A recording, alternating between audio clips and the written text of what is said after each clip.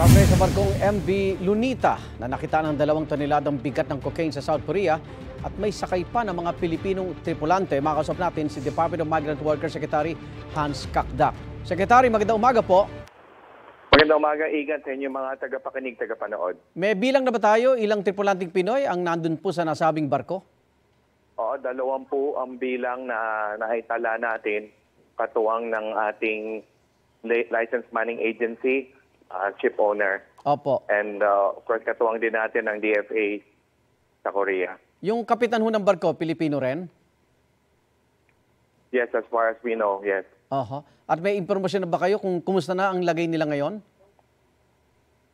Sa ngayon ay sila ay under investigation sa Korea, South Korea.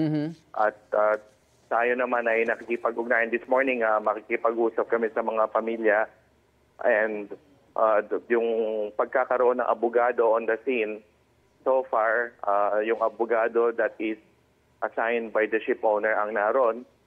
But within the next 2 days, we will have our own lawyer also to form part of the legal team. Opo. Dun sa ating mga tripulante. Nung umakyat ho ba yung ating tripulante, nagkarga ho ba sila o sila nagkarga nitong mga umano'y cocaine? Wala pa tayo sa ganung mga detalye. Okay. Yan ang bahagi ng investigasyon.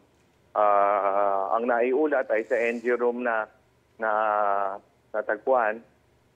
At eto, kasama na yan sa investigasyon kung sino ang mga sangkot, kung meron man kasama sa mga tripulante, at kung ano man ang mga detalye, kung nasa saan o ano ang mga location at involvement ng bawat tripulante on board. Pero sa ngayon, of course, they are entitled to their defense to be presumed innocent.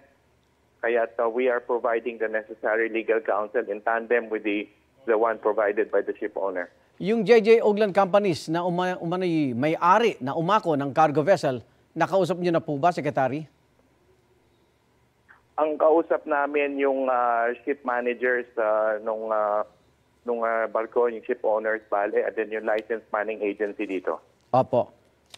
Secretary, maraming salamat. Ingat po kayo, Secretary Hans Kakdak ng DMW. Salamat, Igan. Mabuhay po kayo.